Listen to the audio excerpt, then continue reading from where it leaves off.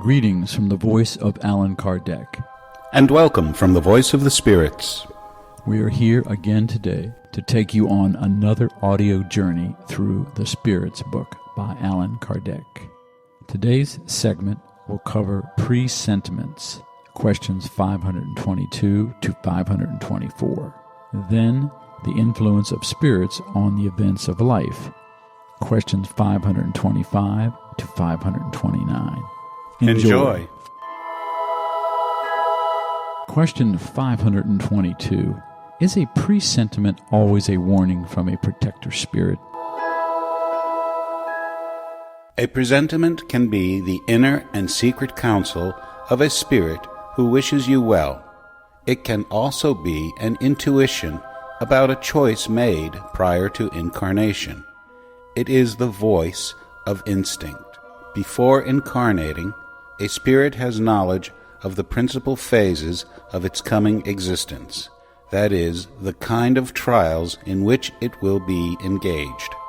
When these are of a marked character, it preserves a type of impression in its inner consciousness, and this impression, the voice of instinct, awakens when the moment arrives. It then becomes a presentiment. Question 523. Presentiments and the voice of instinct are always somewhat vague. What should we do when we are uncertain? When in doubt, invoke your good spirit or pray to God, our supreme creator, to send you a divine messenger, one of us. Question 524. Do the warnings of our protector spirits have our moral conduct as their sole objective, or our conduct regarding the things of our private life as well? Everything. They seek to enable you to live in the best way possible, but you frequently shut your ears to their good warnings, and you thus make yourself unhappy through your own fault. Author's remarks for question 524. Our protector spirits help us with their counsels through the voice of conscience, which they make resound in our inner being. However, since we do not always give them the importance they deserve, they offer us more direct counsels by using the persons around us. Examine the various happy or unhappy circumstances of your life, and you will see that on many occasions you receive counsels which you did not always take advantage of, but which would have saved you much trouble if you had listened to them. Question 525. Do spirits exert any influence on the events of life? Certainly, because they counsel you. Sub-question 525. Do they exert this influence in any other way besides the thoughts they suggest? Do they act directly in the outcome of things? Yes, but they never act outside natural laws. Author's remarks for question 525. We erroneously think that the action of spirits must only manifest through extraordinary phenomena. We would like for them to come to our aid through miracles, and we always imagine them to be armed with some kind of magic wand. But such is not the case. Rather, their intervention always appears veiled, and what is accomplished through their concourse seems entirely natural. Thus, for example, they cause the meeting of two persons who seem to have met by accident. They inspire someone with the thought of passing by such and such a place.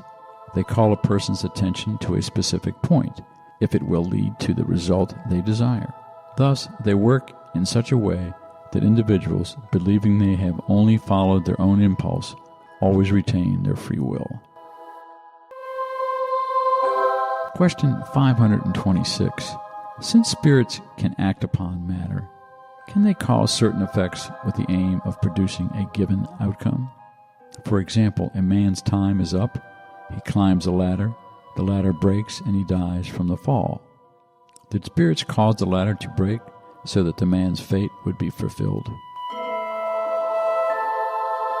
It is certainly true that spirits have an influence on matter, but in order to fulfill the laws of nature and not to derogate from them by causing an unexpected event at a given moment and contrary to such laws.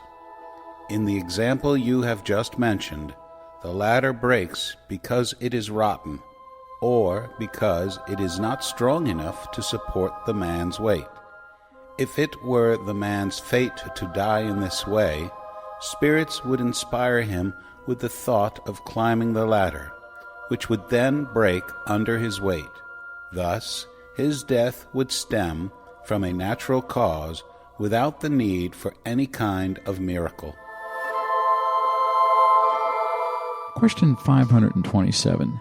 Let us take another example, but one in which the natural state of matter does not intervene. A man is destined to die from lightning. He seeks refuge under a tree. Lightning strikes it, and he dies. Did spirits cause the lightning and direct it at him?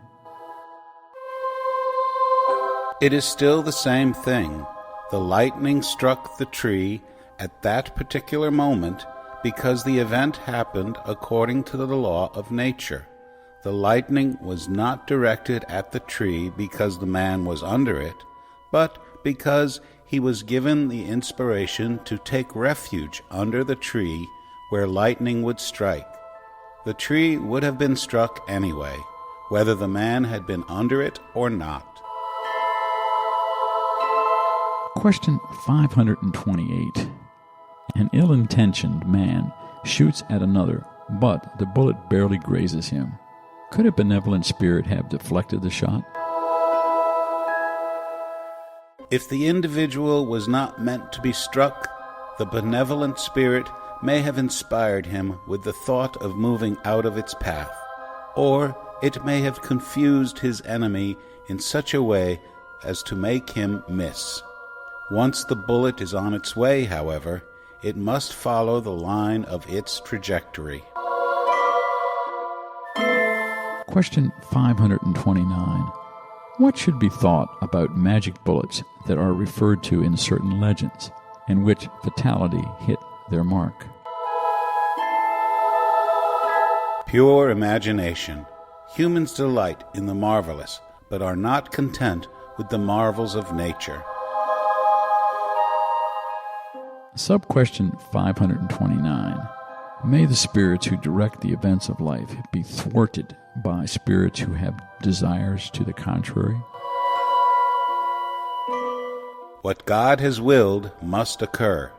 If there is any delay or hindrance, it is the divine will.